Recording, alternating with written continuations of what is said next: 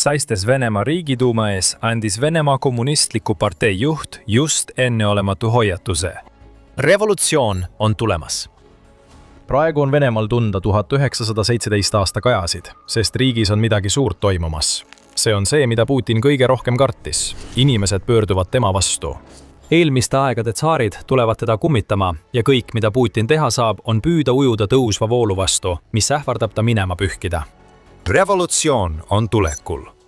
Seda hoiatas Gennadi Zyuganov, kes on Venemaa Kommunistliku partei kauaaegne juht, Riigiduuma, Venemaa parlamendi alamkoja pleenumi ajal. Tema sõnad tulevad enne septembrikuiseid valimisi ja on teravad oma kriitikas, isegi kui Zyuganov osavalt navigeerib kaasaegse Venemaa poliitika lõksude vahel.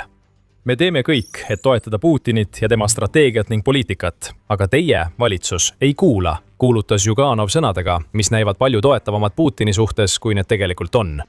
Putin ongi valitsus. Tema kaaslased on need, kes läbi kukuvad. Kavalalt paneb Zyuganov süü Putini õlgadele, teeseldes samal ajal, nagu poleks see kõik Putini süü. See ongi nii, ja Zyuganov tegi selle selgeks, esitades valitsuse suhtes veelgi rohkem kriitikat ning hoiatades, et revolutsioon on tulekul. Kui teie, valitsus, ei võta kiiresti vastu rahalisi, majanduslikke ja muid meetmeid, ootab meid sügiseks kordus sellele, mis juhtus 1917 aastal. Meil ei ole õigust seda korrata. Võtame vastu mõned otsused, hüüdis Zyuganov. See on üleskutse relvile. Zyuganov ei kuulu Putini ühtse Venemaa parteisse. Ta on opositsiooniliige. Isegi kui ta pehmendab oma sõnu, et vältida Putini viha, on see, mida Zyuganov siin ütleb lihtne. Putini sõjast ajendatud poliitikad ei toimi. Muudust on vaja ja revolutsioon on tulemas. 1917. Aastakajad teevad Putinile tõesti muret. Ta on mees, kes armastab ajaloole viidata, isegi kui ta moonutab mineviku sündmusi. Kuid isegi tema ei saa eitada, et seda, mis juhtus 1917 aastal, ei taha ta kunagi uuesti näha kordumas. 1917 aasta oli Vene revolutsiooni aasta. Tegelikult toimus neid kaks. Esimene kukutas Venemaa keisrivalitsuse ja teine tõi bolševikud võimule. Need revolutsioonid toimusid taustal, kus Venemaa kaotas esimeses maailmasõjas tohutul hulgal inimesi, mis põhjustas kogu riigis majanduslikke raskusi ja pani paljusid venelasi küsima, miks Venemaa üldse sõtta astus. Massilised kaotused rindel, laienevad majanduslikud raskused, ebakompetentne juhtkond ning viha rahalise ja poliitilise eliidi vastu ühinesid, et luua torm, mis muutis Venemaad igaveseks. Me lihtsustame siin, aga see kõik kõlab väga tuttavalt. Kas pole? Zyuganov näeb neid paralleele ja kasutas neid kiiresti oma 15. aprilli kõnes Riigiduumas, kus ta väitis, et Venemaa ühiskondlik struktuur praegusel kujul ei sobi riigile. Me libisime oma oligarhilise kapitalismiga täielikku tupikusse. Nad ei taha investeerida meie võitu, meie lastesse, suurtesse peredesse ja nii edasi. Veel 600 000 inimest suri eelmisel aastal. Me libisime sotsiaalmajanduslikust vaatenurgast tupikusse. See intressimäär, see poliitika, see rahastamine, ütles Zyuganov oma kõnes. Jällegi, otsest kriitikat Putini aadressil ei olnud. Aga see on Putini ühiskond, mida Zyuganovi mikroskoobi all paljastatakse.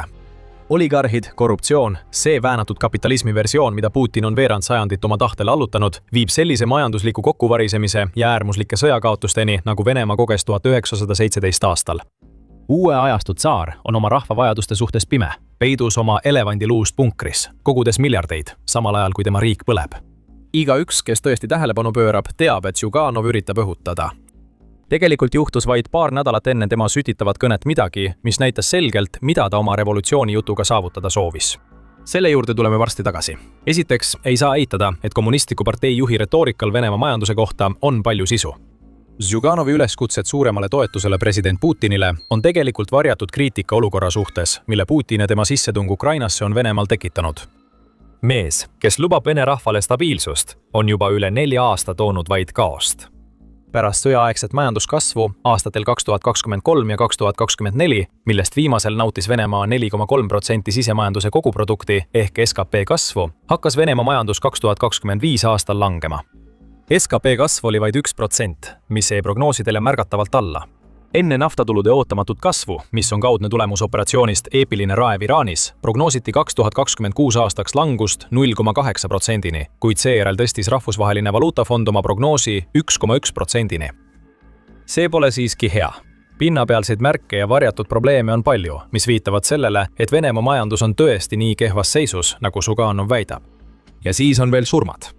Zyuganovi sõnul suri eelmisel aastal veel 600 000 inimest. paljud neist surnutest on Ukrainas. Ohverdatud sõjas, mille kohta Ukraina väidab, et see on viimase 4 aasta jooksul toonud Venemaale üle 1 325 000 hukkunu ja haavatu. Jällegi, paralleelid. Majanduslikud probleemid, tohutud kaotused sõjas, mis ületab kõike seda, mida keegi Venemaal oodata oskas. See on nagu 1917 uuesti. Ja tundub, et Putin ei saa midagi teha, et seda parandada. See on tupik, kuhu Putin on Venemaa viinud.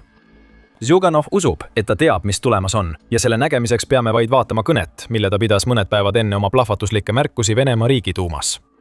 10. aprillil pöördus Zjuganov otsesemalt Venemaa valijate poole, kes tema arvates peavad olema eelseisva revolutsiooni aluseks. Seekord üllatas ta kõiki kommentaaridega Putini loodud Vene ühiskonna olukorra kohta. Kui võimud ei anna valijatele võimalust olukorda septembris hääletamisega parandada, viivad nad riigi lüüasaamiseni, ütles Zjuganov, pöördudes Venemaa rahva ja riigivõimu poole. Kuid tegelikkus väidata on see, et Venemaal on nüüd 2 valikut. Kapitalism koos sõjaga või sotsialism koos õiglusega. Jättes nende kommentaaride poliitilised aspektid kõrvale, ütleb Zjuganov väga selgelt Venemaa rahvale, et Venemaa Putini juhtimisel ei toimi. Kommunismi juurde naasmine ei pruugi olla lahendus. Zjuganov soovib seda ilmselgetel põhjustel, kuid kui muutust, ükskõik millist muutust ei tule, on Venemaa Ukrainas lüüa saamisele ja kodumaal kokkuvarisemisele määratud. Ja et lisada Zjuganovi kõikidele hoiatustele veelgi vürtsi, on kommunistide juht öelnud ka seda, et Venemaa seab end ideaalsesse positsiooni, et saada järgmiseks USA sihtmärgiks. Juba märtsis tõi Zjuganov Venemaale hoiatuseks näiteks Ameerika tegevuse Venezuelas, Nicolas Maduro kukutamisel ja praegused sammud Iraanis. Meie oleme järgmised. Vaadake Trumpi strateegiat. Hiina on esimene, meie oleme teised. Iraan on 3., ütles Zjuganov Riigiduuma alamkoja istungil lisades. Meid rebitakse tükkideks hullemini kui Jugoslaaviat, Iraaki ja Liibüat kokku. Venemaa on planeedi peamine varalaegas ja just sellepärast on see peamine sihtmärk. See varalaegas on nõrgenenud. Putin on selle põhjuseks. Praegu on Ameerika Ühendriikidel sama hea aeg kui iga teinegi oma käik teha ja kui nad seda teevad, on revolutsioon juba liiga hilja, sest lagunenud Venemaa ei suuda end kaitsta. Tema majandus on kokku varisenud ja rahvas sureb rekordarvudes. Mõlemal juhul on tulemus mõeldamatu. Putini ja kõige selle, mida ta on ehitanud kokkuvarisemine. Kuid mitte ainult opositsioonipartei juhi hoiatused ei näita märke võimalikust revolutsioonist. Putin ise paljastab oma nõrkust. Ta on vihane ja süüdistab majanduskatastroofis teisi, kuigi selle põhjustas tema ise. Aga enne kui sellesse sügavamalt sukeldume, tuletan kiiresti meelde, et te vaatate saadet The Military Show. Me toome teieni kogu loo pealkirjade taga, nii et kindlasti tellige meie kanal, kui soovite olla sündmustest eespool. Nüüd, Zjuganovi sõnu võiks võtta mehe sonimisena, kellel on isiklik huvi näha Putini võimu kaotust. Ta on ju opositsioonipartei juht, kuid nende ajastus pole sugugi juhuslik. Zjuganov kasutas võimalust rünnata, sest Putin ise näitab üles nõrkust, mida me pole tema üle 4 aasta kestnud Ukraina vastase sissetungi jooksul varem näinud. 15. aprillil, samal päeval kui Zjuganov käskis Venemaa võimudel ausalt võidelda, oli Putin hõivatud Venemaa tippmajandusametnike noomimisega. Putin kuulutas, et riigis toimuv majanduslangus on vastuvõetamatu ja midagi tuleb ette võtta. Kellelgi ruumis ei oleks olnud julgus Putinile öelda, et midagi pole võimalik teha. Kõik, mis loob revolutsiooniks pinnast, on otsene tulemus Putini sõjardusest. See on Putini süü, et Venemaa on haaratud sõtta, mille kohta Euroopa Liidu välisteenistus väidab, et see maksab riigile igal aastal 250 miljardit eurot, ehk umbes 293 miljardit dollarit. See on tublist üle $1 triljoni, mis on raisatud võitlusele, mida Venemaal pole lootustki võita. Putini oma ametnike noomimine ei tähenda suurt midagi. Venemaa keskpank on juba langetanud intressimäärad 14,5%-ni, mis on osa sihipärasest kampaaniast majanduskasvu ergutamiseks laenamise kaudu. 14,5% on siiski endiselt jahmatav number ning Venemaa baasintressimäär, mida on pidevalt langetatud ja mis oli veel 2025. aasta mais 21%, tekitavad muret, et ees võivad oodata uued inflatsioonihüpped. Vladimir Putini eksiarvamus, olgu see tahtlik või mitte, oma rollist Venemaa majanduslanguses tuli samuti ilmsiks. 2025 aasta detsembris. Tollal nimetas Vladimir Putin Venemaa majanduse aeglustumist hinnaks, mida tuleb maksta majanduse kvaliteedi ja makromajanduslike näitajate säilitamise eest. Mida see üldse tähendab? Milline majanduse kvaliteet? See on riik, mis seisab silmitsi töölevõtmise peatamisega, tohutu välisvõlaga, täieliku rahavarude puudumisega ning taastumisteega, mis on nii kitsaks muutunud, et seda pole enam peaaegu olemaski. Ja Vladimir Putini reaktsioon on noomida ametnikke, kes ei suuda Venemaa juhile öelda, et nad on selles olukorras, sest Putin ise pani nad sinna. Pea pistetakse liiva alla. kui Zuganov on õigus, siis raiub kohe nurga taga ootav revolutsioon selle pea maha. Tegelik probleem Putini jaoks on see. Ta võib tõepoolest uskuda, et lühiajaline kergendus, mida Venemaa naudib operatsiooni Operation Epic Fury ja Hormuzi väina sulgemise tõttu, võib olla piisav Venemaa majandusprobleemide lahendamiseks. see on seisukoht, mis viib Putinit vaid veelgi kaugemale teele, kus temast saab revolutsioonilise loo peategelane, mis läheb Venemaa ajalukku kõrvuti 1917 aasta ülestõusudega. On tõepoolest tõsi, et Venemaa majandus saab väikese tõuke naftahindade tõusust, mis on tingitud sõjast Iraanis. Me ei tea täpselt, kui palju Venemaa naftahindade tõusust kasu saab. Riik kasutab keerulist naftamaksu valemit, millel on ühekuuline viivitus, seega pole Kremli poolt märtsi ametlikke andmeid veel avaldatud. Aga meil on mõned näitajad. Financial Times teatas, et Venemaa teenis märtsis naftatulu arvelt lisaks $150 miljonit päevas. Washingtoni instituut lisab, Iraani sõja tulemused on võimaldanud Venemaa naftat müüa umbes või üle $59 barreli kohta, mis on Kremli poolt 2026 aasta eelarves seatud eesmärk. Varem kaubeldi Vene naftaga umbes $40 barreli eest lääne sanktsioonide tõttu. Vladimir Putin võib näha selles kõiges päästerõngast, mis annab talle rohkem aega meeleheitlikult otsida lahendust majandusele, mis Gennadi Zuganovi sõnul on eelseisva revolutsiooni keskmes. Aga tegelikult varjab naftatulude ootamatu kasv lihtsalt probleeme. See pole isegi nii suur ootamatu tulu, kui paistab. Ukraina on põhjustanud Venemaa naftatootmise hävingu. Ukraina on võtnud Venemaa naftaekspordi kahjustamise enda peale, et tagada, et Putin ei saaks Lähis-Ida kriisist nii palju kasu, kui ta sooviks. Al Jazeera andmetel põhjustas Ukraina rünnak Venemaa naftaekspordile märtsis ja aprillis Venemaa naftaekspordi tohutu languse, mis tasakaalustab naftahinna tõusu. Märtsis langes Venemaa toornafta müük 300 000 barreli võrra päevas ning rafineeritud naftatoodete müük vähenes 200 000 barreli võrra. Isegi paber on lahti tulnud. See annab meile võimaluse piiluda läbi Vene müüri pragude, et näha, mis pinna all mädaneb ja mis võib viia revolutsioonini. Venemaa majanduse keskmes olevad struktuursed raskused tulevad nüüd päevavalgele. Üheks märgiks, millele saame tähelepanu pöörata, on olukord riigi ettevõtetes. 21. aprillil teatas ajaleht Moscow Times, et Venemaa ettevõtted peatavad värbamise, kuna nõudlus nende teenuste järele väheneb. See on Venemaa keskpanga andmetel, mis ütleb, et 64% küsitletud ettevõtetest ei plaani 2026 aastal oma töötajate arvu muuta. Massiline värbamine on vähenenud ja 14% Venemaa ettevõtetest ähvardavad koondamised. Keskmise venelase jaoks on hea uudis see, et palgad tõusevad aasta lõpuks 10–15%. Mõtle siiski, mida see tähendab. Värbamiskeeld tähendab vähem töökohti, mis viib paratamatult selleni, et Kreml püüab rohkem inimesi sõjaväkke suunata.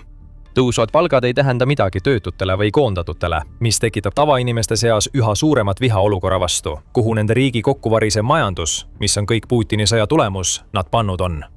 Jällegi näeme 1917 aasta kajasid. Ela vaesuses või mine sure sõtta. Kumbki pole Venemaa rahva jaoks hea valik ning majandusliku ahela kõrgemal tasemel kõlavad häirekellad, mis annavad märku, et Venemaa on revolutsiooni ja finantskrahhi äärel. Aprilli keskpaigas, mis oli taas umbes samal ajal, kui Zuganov pidas oma tulise kõne, teatas Fortune, et Venemaa majandusarengu minister Maksim Reshetnikov osutab Venemaa reservidele ja karjub Putinile, et ta pööraks tähelepanu. Aprilli alguses ärikonverentsil esinedes märkis Reshetnikov, et Venemaa on suutnud toime tulla tööjõupuuduse ja kasvavate palkadega, kuna tal olid suured reservid, mida sai kasutada ettevõtete toetamiseks. Meie praegused andmed näitavad, et need reservid on suures osas ära kasutatud. See on tõepoolest olukord ja makromajanduslik olukord on oluliselt keerulisem, ütles Reshetnikov otsekoheselt konverentsi osalejatele. Pärast aastaid kestnud sõjakulutusi on rahakott tühjaks saanud, nii et Vene ettevõtetele enam päästepakette ega leevendust ei tule. Nad peavad ise hakkama saama, sellepärast näemegi värbamiskeelde. Ja see läheb ainult hullemaks, sest reservide vähenemine tähendab, et Putin hakkab mujalt raha otsima, et oma sissetungi jätkata. Rohkem makse, veelgi rohkem raha võetakse sotsiaalteenustest ära. Venemaa inimesed näevad pealt, kuidas nende ühiskonda mürgestatakse, et rahastada sõda, mis tapab igal aastal 100 000 nende kaasmaalasi. Lisa veel üks koostisosa revolutsiooni katlasse. Venemaa võlaseis pole sugugi parem. Veebruaris ulatus Venemaa välisvõlg peaaegu $62 miljardit, vastavalt riigi rahandusministeeriumi avaldatud andmetele. See on 20 aasta kõrgeim tase. Viimati ületas Venemaa välisvõlg $60 miljardit juba 2006 aasta jaanuaris. Kui liita riigi ja erasektori välisvõlg, lähevad numbrid veelgi hullemaks. Venemaa keskpank toob välja, et 2025 aastal kasvab võlg 10,4%, ulatudes kokku $319,8 miljardit. Vladimir Putin on selle olukorra suhtes püüdnud jätta vapra mulje. Vladimir Putini sõnul on Venemaa riigivõlg, mis moodustab 17,7% SKP-st, üks maailma madalamaid. Kuid jällegi, paber kannatab kõike. Võlg kasvab, kuna reservid kuivavad ja Venemaa ettevõtted keelduvad uusi töökohti pakkumast. See kõik viib rahulolematuseni, mis pani Gennadi Džuganovi viitama aastale 1917. Mis puudutab Putinit, siis tema ei saa enam kaua rahulolematuse eest peitu pugeda. Tema toetusprotsent langeb järsult. 24. aprillil teatas Sky News, et Venemaa avaliku arvamuse uuringute keskuse läbi viidud küsitlus näitas, et Putini toetusprotsent on langenud juba 7. nädalat järjest. Märtsi alguses oli toetusprotsent 73,3%, nüüd on see vabalanguses. Viimane näitaja on 65,6% ja tõenäoliselt langeb see veelgi. Veelgi rängem Putini jaoks on see, et need on tema madalaimad toetusprotsendid alates Ukrainasse sissetungi algusest. Ja nende numbrite juures on veel üks nüanss. Kui ausalt arvate, et keskmine venelane räägib oma autoritaarsest juhist, kellel on komme karmilt karistada kõiki, kes tema kohta midagi ütlevad. Tõsiasi, et toetusprotsent on langenud 65,6%-ni, näitab, et üha rohkem inimesi julgeb pärast 4 aastat sõda Putinile öelda, mida nad tegelikult tunnevad. Aga kui paljud ütlevad veel, et nad kiidavad heaks, ilma et nad seda tegelikult mõtleksid. Juba see 4 aasta madalaim tase, mis on registreeritud, on piisavalt halb. See näitab, et kogu see patriootlik vaimustus, millele Putin oma sissetungi alustades tugines, on nüüdseks kadunud. Siiski on nende numbrite tegelik lugu see, et tegelik heakskiit on tõenäoliselt palju madalam. Lihtsalt paljud venelased kardavad öelda, mida nad tegelikult tunnevad. Nii et me pöördume tagasi Zuganovi kommentaaride juurde ja näeme, et kõik 1917 aasta stiilis revolutsiooni retsepti koostisosad hakkavad paika loksuma.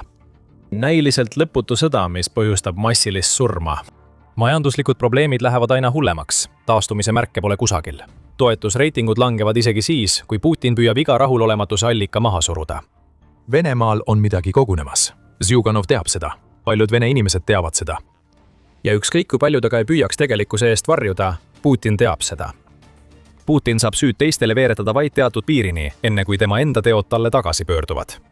Kui kaua on Putinil veel aega, kui isegi silmapaistvad poliitikud ütlevad talle, et tema loodud ühiskond on läbi kukkumas?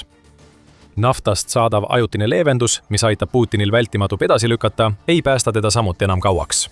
Ukraina tõrjedroonid lendavad juba ka Pärsia lahe riikides. Nüüd teeb Ukraina midagi suurt, et avada Hormuzi väin ja viia naftahinnad taas alla. Vaata meie videot, et teada saada, mis see on. Kui sulle see video meeldis, siis kindlasti telli The Military Show kanal, et sa jääks ilma meie viimastest analüüsidest Putini laguneva võimubaasi kohta. Aitäh vaatamast!